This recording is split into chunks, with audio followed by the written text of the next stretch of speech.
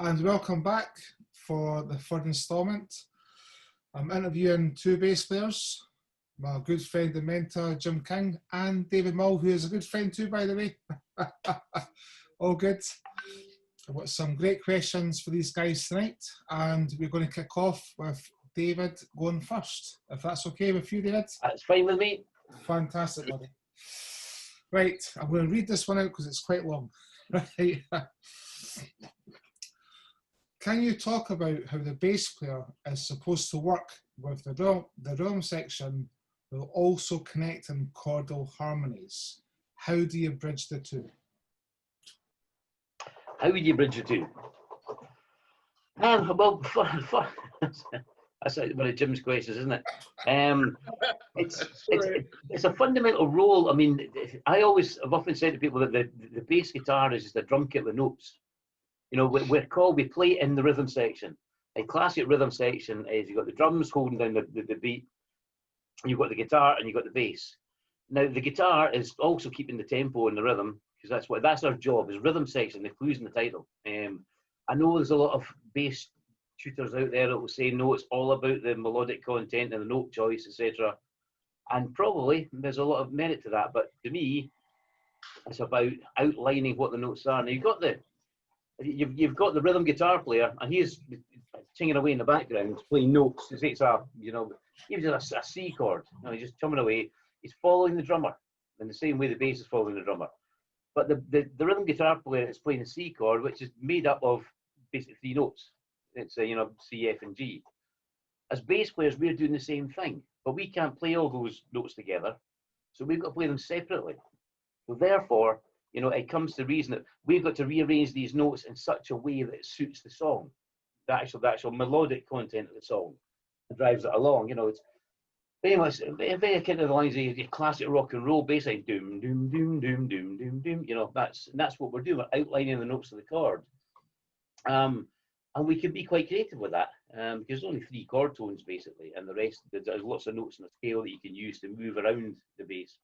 There's lots we can do with it, but I'm really fundamental that when I get with a band and somebody starts playing the song, maybe the rhythm guitar player start playing the guitar, the drummer will start grooving along. I'm listening to both of those guys and thinking, okay, how do I pick up on that?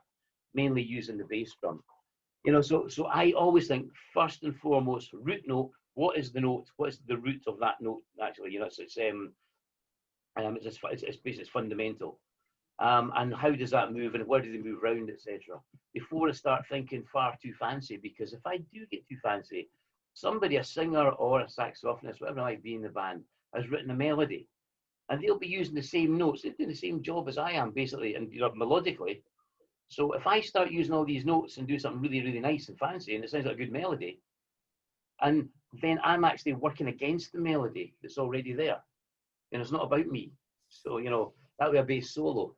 So I think first and foremost, it's very, very important. We can do some amazing things.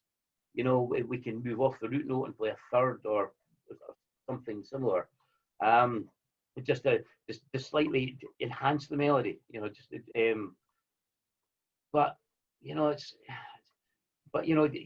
How do we actually move it? It's all to do with ear. You could do that, theoretically sit down with a sheet of Scorpio or work out a bass line. It sounds fantastic, but you've got to hear all the elements in the whole song. But fundamentally, our job is to, to keep the time, keep the groove going, listen to the drummer, and the guitar player, listen to other parts of the rhythm section, be part of that as a unit. Everything else is stuck onto the side of that rhythm section. And then basically just make sure that the chords, outline the chords, whether it's just the root note to start with, and then if anything, use the scale notes to move from that root note to the next root note and back again. There's a sense of movement around what the chord changes are. That's the most important thing. And other than that, the best advice to everyone is develop your ear. You'll hear what the bass needs to do when you get all the other parts of the song together. The bass could do that, and then if you've got a good ear, then you don't have to think about, okay, I need to use this scale or that scale or this note or that note. I just know how that's supposed to sound and what it can do. Because even and a lot of players, it's chromatic. It's just moving up semitones. And it's just to move from one place to the next place seamlessly and fluid and in a fluid fashion. rather than too melodically. If you want to get melodic, take a bass solo. That's my thoughts on harmony. Harmonies and brother, just stay away from it if you possibly can. Thank you, man. Brilliant. Jim, same question to you, buddy. Well, I'd have to agree with Dave, definitely. But I'll be my usual objectionable self and throw in, it depends on who you are and what you're equipped for and what sort of genre of music you're playing and the context of the song. Now, some folk never really get past just doing a third, root note. They might get from a root note to a fifth. That's fine, that's good. All due respect to them, I'd say definitely they should stick to being a very strong rhythm section. There are some guys, and I know Dave can do it, he can move around a fretboard like nobody's business and make good connections and stuff like that. So to me, as I say, it depends partly on who you are, where you've got to in your bass playing or where you want to get to. I mean, we can always keep stretching ourselves. I mean, some folk just settle for doing third, and they're happy. That's great, that's fine. Some guys want to sort of keep driving it forward. Again, I think with this discussion somewhere along the line about playing to the song. Now, maybe within a genre, say, you know, I think the classic thought would be something like punk would be stick to root notes in a lot of cases. I've heard some quite good bass players playing punk all over the fretboard. You know, it's like, it's just them, it's what they can do, and they do it well, some of these guys. But then when you sort of study some of these sort of like manuscripts for classical music, and you see these bass lines going up and down and creating a counterpoint and a counter melody and whatever the hang else and working within the harmony. I mean, it can be a thing of great beauty. And I know you guys like your jazz, and it's not I quote you guys because I see a lot of comparisons between classical and jazz in a lot of ways. I must thing with that. And I say, if you're well studied and can do it and do it well, I have no problem with it. But I think at the end of the day, we've got to be a servant to the song. And as Dave's saying, you've got this melody line. Now, most of the music we'll be playing, there'll be a melody line for the singer to sing. And we're trying to sort of, you know, keep the rhythm down. In some contexts, we need to put a bit of something in to fill out a bit of space. Something comes to the top of the mind, which would be Nazareth's Hair of the Dog, which is that very strong riff, and then it goes over to the sort of chordal sort of chorus. If you took the riff away, would the song still do the song, you know? So sometimes we're maybe sort of doing a distinct riff, which is obviously within the scales and the tones, but it's still keeping the rhythm. You know, it's still keeping the rhythm there. So, as I say, I think we've got to be servant to the song and these things and be sensitive to it. And then again, I suppose it depends on who we're playing with. A friend of mine, a guy called Ian, he is quite good at going into a situation where it's like a full band, you know, keyboards, 2 guitars, so that sort of thing. And he'll just keep a nice rhythm thing. But then, you know, if it's just him and a guitarist playing, I've watched him do some amazing fills to fill out lines and fill out space. But then again, he's very good at creating space and he's very good at filling space. So, as I say, I'll be my awkward self as usual. There's no hard and fast golden rule. If you can hold in a rhythm, hold in a rhythm. If you can do a wee bit more, do it, but don't slaughter the song because you've got an ego. And I think that's where I'd sort of end there. Hopefully it's some help. Thank you very much. Thank you. I think these are both great things. Cheers, guys. Next question. This time, Jim will go first. Okay, I'll read this one out as well.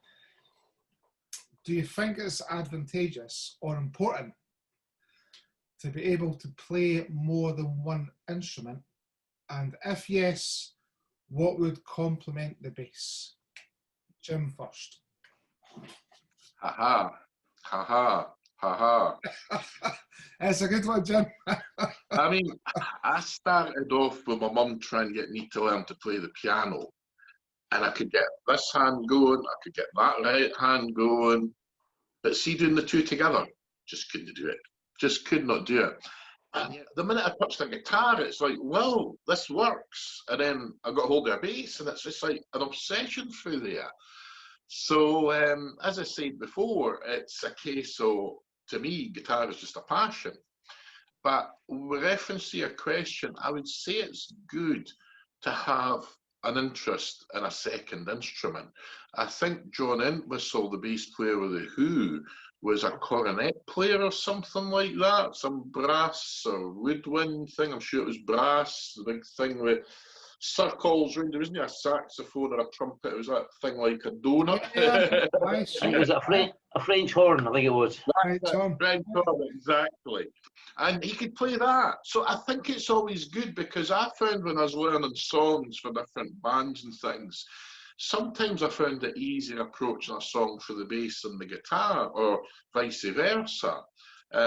So that to me doesn't really count, because it's still a string necky instrument. But for me, I would certainly say, if I was asked, and I wouldn't necessarily say do this, but I would certainly say I would find personally, I would support MD getting a keyboard. Simply because when you look at a guitar neck, you've got this thing with these 4 strings going over, 5 or 6, even 7 strings, and it's going down there, 12, 15, however many. And to me, sometimes I have like a visual and a mental block thinking, oh, where the hell's that note or that chord or that structure? You know, sometimes you can get lost in the neck. But the minute you look at a keyboard, it's like all on one horizontal level, and you've got these wee black notes above it. And you can see exactly, you can see your middle C, you can work at your octaves, you can see your sharps and flats if you're playing in the key of C or the minor.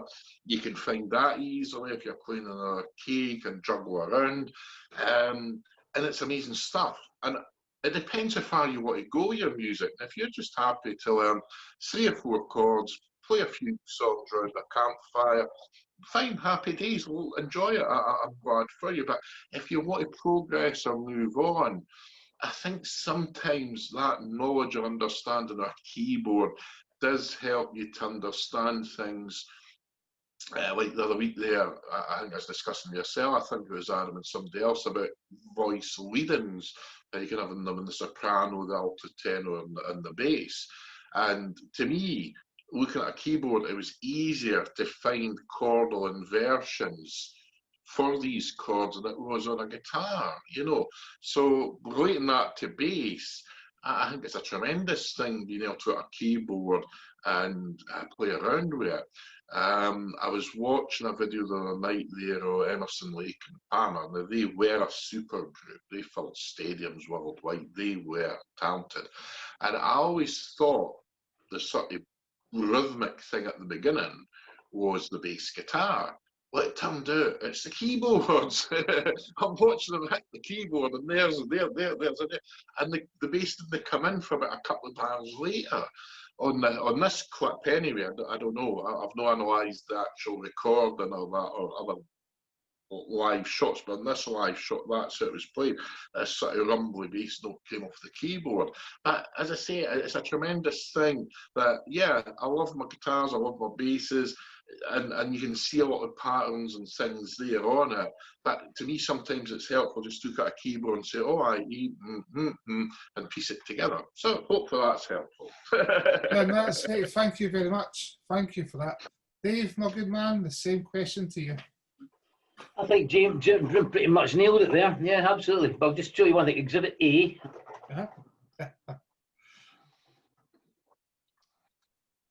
Lord. Wow. Exhibit B. Exhibit B. Guitar. Nice, aye. Nice. And exhibit C. In the corner, if I can get that. Bit of drums. Nice one. Oh, well done.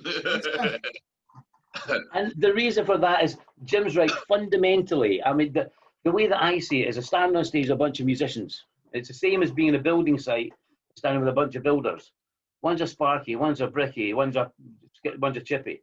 You know, you're all builders, and you all learn from each other. You'll all see how that guy does that, and you'll be able to take that skill home with you, or understand how that works in relation to what your skill is. Because even with musicians, we're all musicians. We stand on the stage. We're all that. We all speak the same language. We just use, you know, our instruments differently. So I'm a bass player. I'm a musician first, and then a bass player. Whereas somebody's a musician first and a guitar player. So it's important for me to know how they use their instrument within that language. In terms of the keyboard, Jim, you alluded earlier to some of the classical stuff. If you play Bach, you know, you can see how that left hand actually influences what the melody is doing. You know, mainly with sort of cello stuff. And a lot of bass guitar players play Bach things, etc. I think it's Prelude number 1, I think is the common one. But yeah, it's useful in the keyboards, because if somebody gives you a chord, you say, what the hell's in that? You can actually work it out, because you just, everything's set in semitones right in front of you. And, you know, and you can check out the voicings and the soundings of the chord, etc. And what bass notes, you can just your left hand, what bass notes work really well against that. So it's really useful to understand how the structure of music actually works. The other good thing about the keyboard is that we have a tendency as bass players, I don't know if guitar players are the same, I assume so, but we do get, because the bass is tuned in fourths, we rely very heavily on shapes. You know, I could play a certain scale, not necessarily tell you what notes are in there, but I know the shape. So I can play that shape here. And we follow that tram line of shapes down. And sometimes you say, whoa, wait a minute, no. So you get the keyboard out and you actually work out what notes actually work here instead of what shape. And it does give you a different, as Jim alluded to earlier, a different viewpoint on what the availability is there. So that's why it is. So definitely, you know, the piano as a structural instrument for teaching you the language of music is brilliant. There's so many uses as well. The other thing is synth bass. If somebody wants that octave down bass, you get an octaver, but you can just set your keyboard up. You know, I think every bass player learned the keyboard, the left-hand keyboard, you know, back in the 80s when synth bass came out, because we're going to be out of a job if you didn't, you know. The reason for the guitar is very simply that if I'm on, again, if you're on stage, well, first of all, playing bass, you don't have to be boring, so it's nice to be able to start a couple of songs.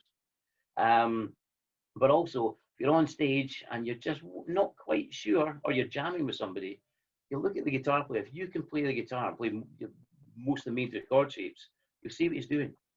So people think you're a good bass player because look, he's moved to D. I can see that. Yeah. I know what that chord shape is. I know what it sounds like, etc. And the drums, quite simply because us bass players were obsessed with rhythm, and it's fun to do. It's great to get your aggression out as well. But the drums are, you know, it's really useful to get your independence from your foot, your right hand, your left hand. Same as on a bass, your right hand, left hand is syncopating, and that right foot is keeping the beat all the time. And that's kind of what's in your head. So I think it's really useful for the language of music to understand, you know, what everybody's doing. We're all singing the same language. But the thing that makes you a guitar player or somebody a keyboard player, somebody a drummer, is that their specialist instrument is their instrument. But the language we're speaking is the same. And they've got different, like the guys in a building site, they've all got different jobs, different roles, all equally important to put the final thing together of what you're trying to actually build. So yeah, Jim's right. The keyboard, everything's right in front of you. There's no excuse for mistakes. And what you wonder why do things work? Just get on a keyboard and say, right, that's how it works.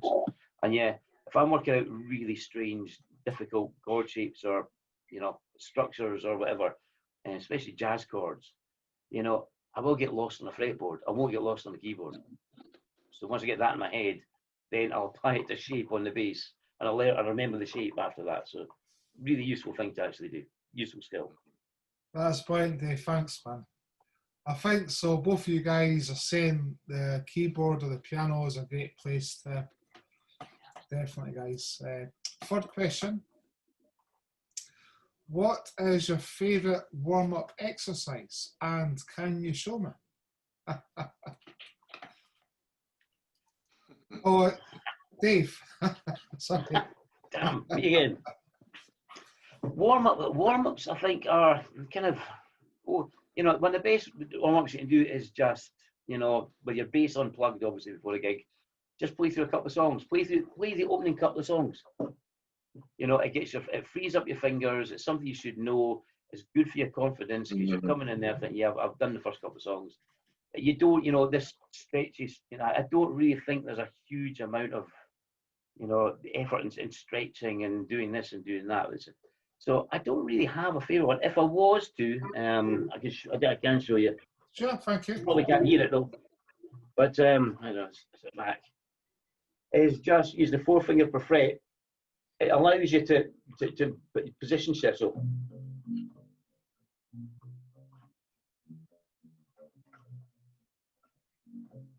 slip there, but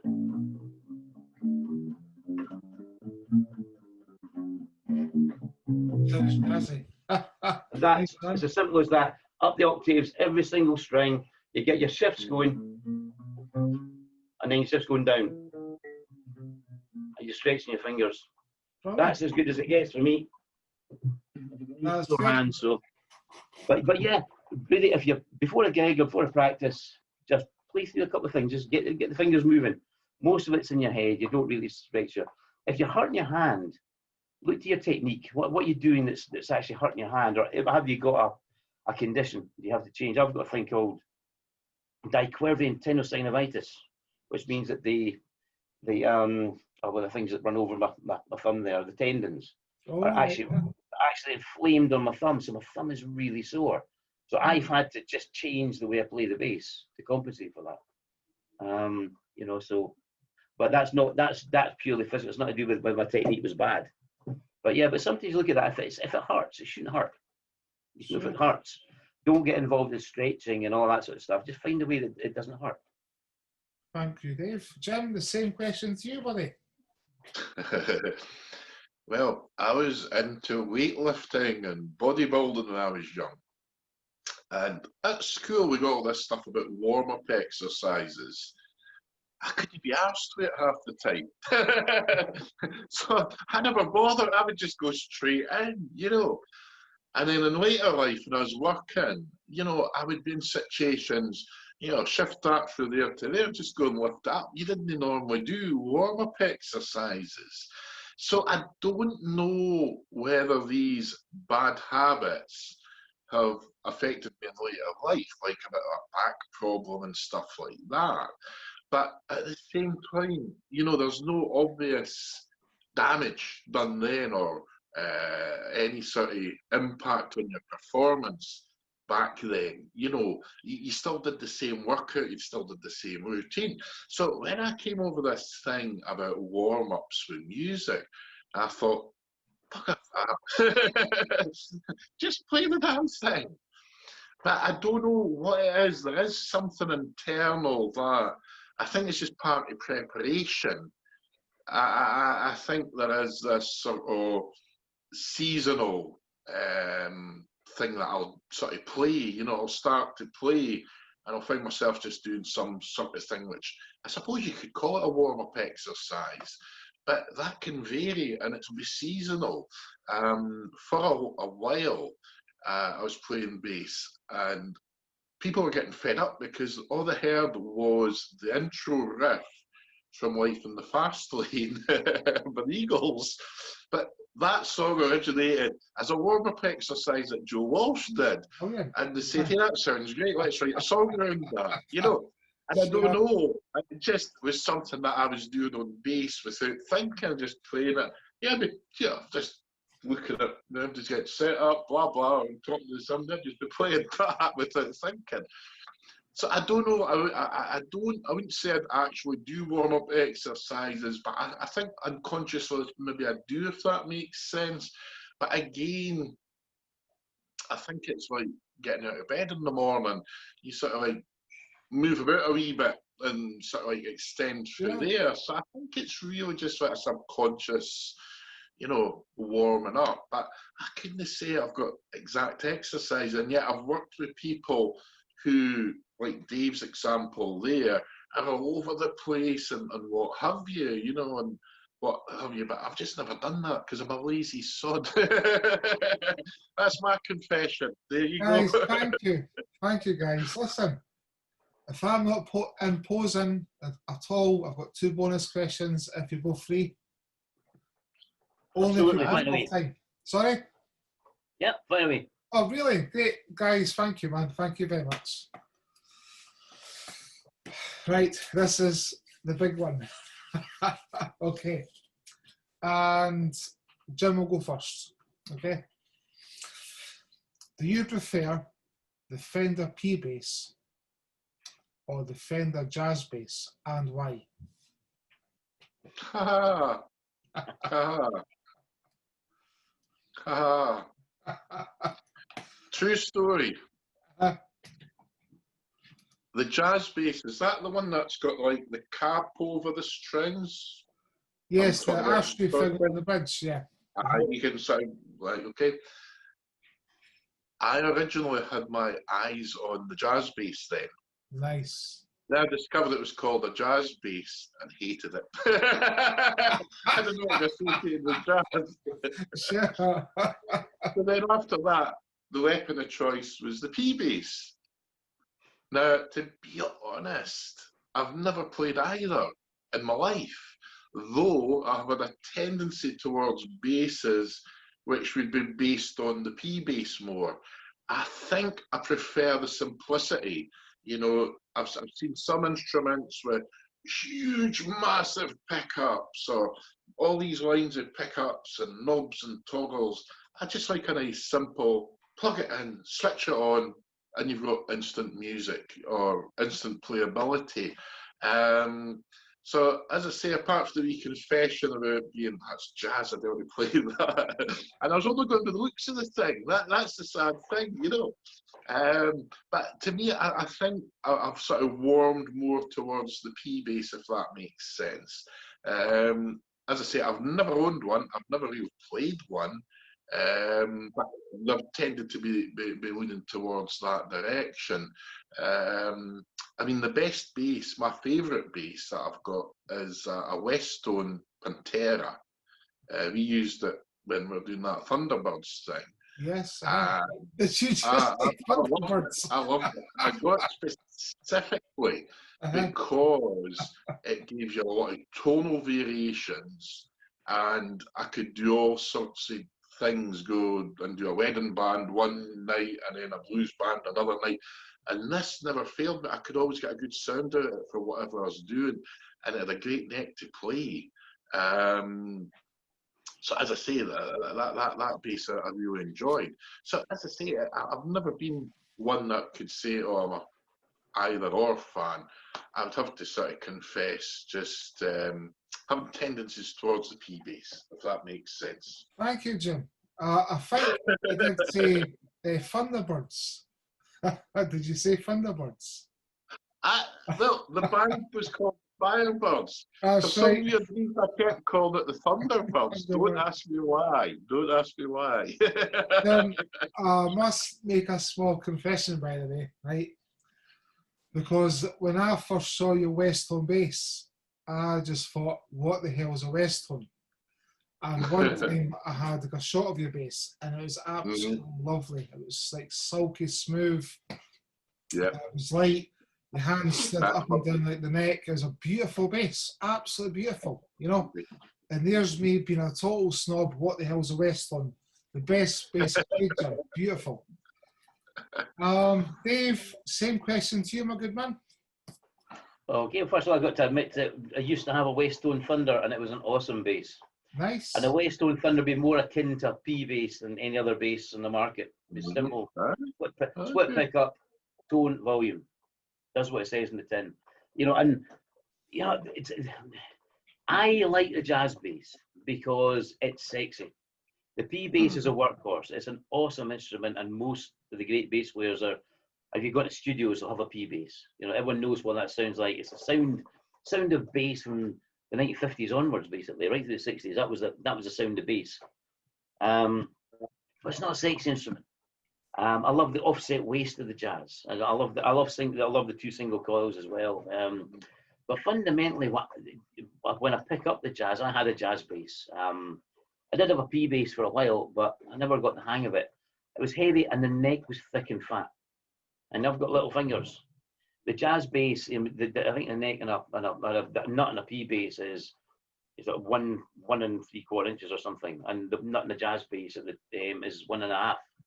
It's much thinner. The string spacing at the nut's much thinner, so it's easier. I find it easier to play. I also love the fact that you just snap a lot of top end on it. You know, so you're playing a lot of bands. You really just, it's suited. It's becoming slightly distorted. I thought you get a better tone from the bass. I like the jazz bass. It's sexier. It's thinner. I think it's faster to play. The P bass, absolute workhorse. Simple. And you know what? When you pluck a P bass string, you're going to get from one end of the tone control to the other. You've got a range that you know what that is. Especially guys in studios, they love them. If I take a bass like that thing or that thing in, the guys hate it because they don't know how to EQ it. But it's great on it, you know. But I like it. So no, jazz is a sexy bass. It's got the curves. It's got the sex appeal for me. Oh, good. Nice. Thank you. Final question for tonight, guys. Just a quick question before we continue, Dave. See the basses that you make. I think you make bass guitars, do you? I do. You make. I mean, that was one that I made earlier. Nice. Did you make that today? Sorry? It looks absolutely gorgeous, by the way. Nice. Like a Telecaster bass, it's nice. Yeah. Single pickup, Wow. volume tone. Remember going back to the P bass? No. Practice what you Brilliant, preach. man. Respect, man. Anyway, final question for tonight, guys. Right. Who is an underestimated bass player that you think a lot of bass players can learn a lot from? Jim.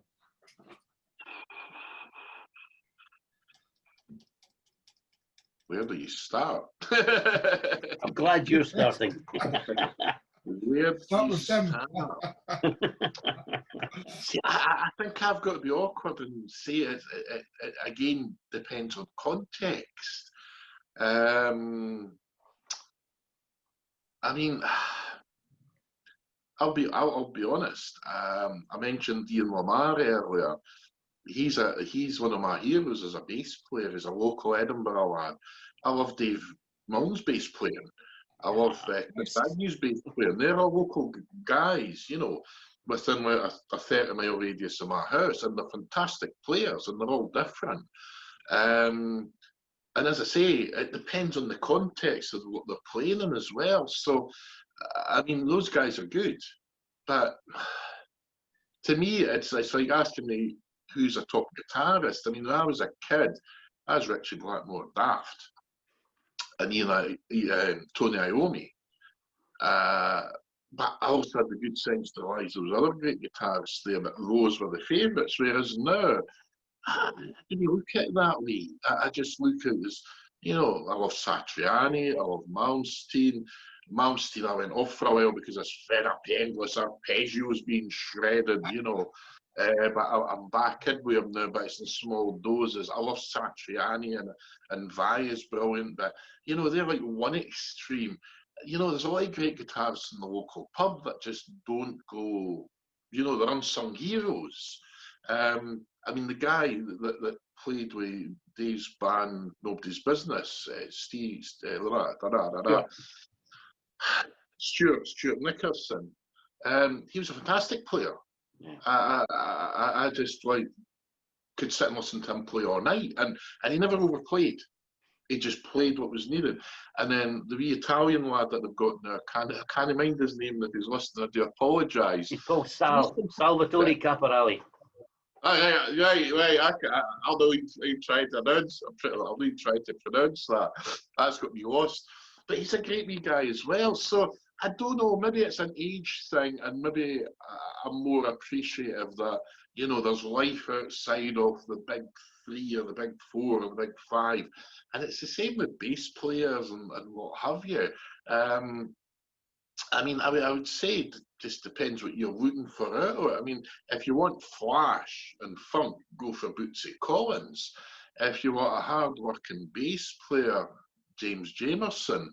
You know, if you want a good rock bass player, there's Roger Glover, or if you want a really good technical bass player, John Paul Jones with Led Zeppelin, and he's a multi-instrumentalist. If you check him out on YouTube, he's got some fantastic stuff where he's playing ukulele and the big ding dong things with the sticks, you know, xylophones. The guy's amazing. The guy with Queen, Deacon, is it? He's pretty damn good as well. So there's a lot of good bass players out there. I would just say find somebody you like and you like to listen to them and enjoy them. But celebrate there's other players out there, and they might not fit this wee narrow thing like, you know, we can't all be funk players or slappers or whatever the heck. That sounds bad, eh? Slappers.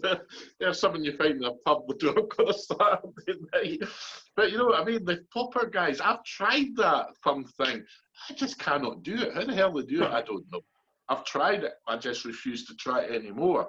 So as I say, just listen to it and celebrate it. That's what I would say. I didn't think I could say there's a bass player I favour over anybody else. I love a lot of bass players playing and relishing it, and that's me. Thank you, Jim. Thank you very much, buddy. I hope I've stalled enough for you to think about it, Dave. Ah, you have. Dave, same I've made question. notes. Yeah, it's a funny one. It's, you know, who are, you know, bass players who are, you know, what was the question again? Is it underrated? Who is underrated? an underestimated bass player that you find a lot of bass players can learn a lot from? Well, the thing is, what is underrated? A lot of people, they just go for who are the well-known ones, and that's all the ones you're going to get. Oh, try this guy, try that guy, try that guy. But, you know, in a lot of ways, who's been around for a long time? You know, I've wrote down, when Jim was chatting, I wrote down a few names. Michael Anthony from Van Halen, Rhino from Status Quo, Cliff Williams from AC/DC, Adam Clayton from U2. None of them get up there and flash, but you know what? They've been around a long time doing what they do and doing it well. They do the basics, they do it well. Now, if you go to any of the YouTube, any of these guys and say, you know, Michael Anthony bass solo, he's got the chops. You know, and I certainly know that Rhino from, you know, was Cliff Williams, from AC/DC. You know, he's got his own bands, etc. And I've seen him stand in with a few other bands. He's an immense bass player, but he doesn't have to be. You go up there, you do what you do, and you do it well. And these are the guys been a long time, and that's how you're going to get the gigs, and that's how you're going to be around. It's just, you know, going back to what Jim said earlier. What does the song need? What does the band need? And that's what they've got. There's also other people like, you know, Susie Quattro, Gene Simmons. They play bass and sing. Now, Gene Simmons' bass tone is appalling, but his bass lines are they're actually quite inventive, and they're a part of that overall sound. The other guy, which I saw recently play, he was doing a guest slot with a band called A, which is an indie rock band, and it was Doogie Pointer, who was from McFly. And, you know, but the McFly bass lines, he's choosing the right notes, he's getting the right feel for those songs. He's, you know, he's doing what that bass needs to do in that environment. But I mean, if I was to say that you want to look at somebody technical, you know, who's a bit more contemporary, Michael League from Snarky Puppy. He plays a P bass with flat round strings, very traditional. He has got an amazing bass player. The other person you can learn from, if you just want to go up with the guys who've been on so many records. One's Tony Levin. And you ask people, say, who's Tony Levin? A lot of people would know who Tony Levin was. We probably do because we know him from, you know, he's played with what the hell are they called? Pink Crimson, etc. from those days. But if you look at Peter Gabriel's Sledgehammer album, he played the bass all over that. And it's very iconic. You know, Lee Sklar, been around for years. So these are guys that have been around, have longevity. What do? They do the basics, they do it well. They're capable of so much more, but they rein it in. The most modern one is, I think, you know, is if you want to see how you can play lots of different styles and play them well, very similar, is a girl called Tal Wilkenfeld. Have you ever heard of Tal Wilkenfeld? She toured with Jeff Beck a few years ago, and she's absolutely phenomenal. But she can play every style imaginable. Same with Gail Ann Dorsey, who people probably don't know who she is, but she's the female bass player that tours with David Bowie. You probably see her play Under Pressure with them and sing along as well. So, you know, look at these incredible people. They've been around a long time, a lot of these guys, and they do everything well, and they don't show off. The other guy, just to keep it more local, like Jim did, was a guy, he's moved out of London now, but he used to work at Music Base. He was around the Edinburgh scene, a guy called Duncan Robertson. I've never seen a more talented, he's probably the best bass player I've ever actually seen in person. The most versatile, lovely guy, great guy to hang with as well. And it was funny because, you know, he'd be working at Music Base on reception one day, and the next day he's not there because he got a call down to go and do the X Factor. You know, guys like that, your local guys, you know, what did you do to get that good? You know, just don't aim up there. Keep it local. As Jim said, you know, there's a guy that, ask him. You get lessons from a guy that's local, that's done that. So he's now all over the world doing session work. But, you know, I thought it was brilliant. You know, he could go down, he's on the X Factor. You know, awesome. Phone goes, Dave, can you go to the X Factor? Okay. That's awesome. They're the guys that are gonna help you. So, but yeah, look at the guys. The guy's been around for a long time. You know, but you know, Cliff Williams from AC/DC. He's an awesome bass player. Absolutely awesome bass player. When he has to be. Yeah. Going back to tie it back to the beginning, there's a lot of songs where he's not playing the root notes. He's not following the guitar player at all. He's playing his own thing, but simply, and it gives that AC/DC that little bit of magic. He creates the tension in a lot of the lines. So, Jim, thank you for giving me the time to think about that. Yeah, no. The thing is, you said something interesting there about the guy from Music Base. Now, I would say to anybody, if you hang about with other bands, musicians or that, if you get the divas and those that are, you know, big egos, walk away from them. They'll do you more harm than good. I would say hang with the real people that, as you say, nice people. And they'll encourage you and help you along. I mean, I've seen guys walk away in tears because somebody's like, I've got a £4,000 Gibson Les Paul from 1958 or some crap. And the guy can't afford a flipping Woolworths 30 quid banger at the second-hand shop, you know. And these guys are putting people off. And that's what I found is the higher up the tree they are as being quality, the more humble they are, the more nicer they are. I mean, any interview with Satriani or Vai or even Malmsteen, I mean, they're just down-homely guys, you know.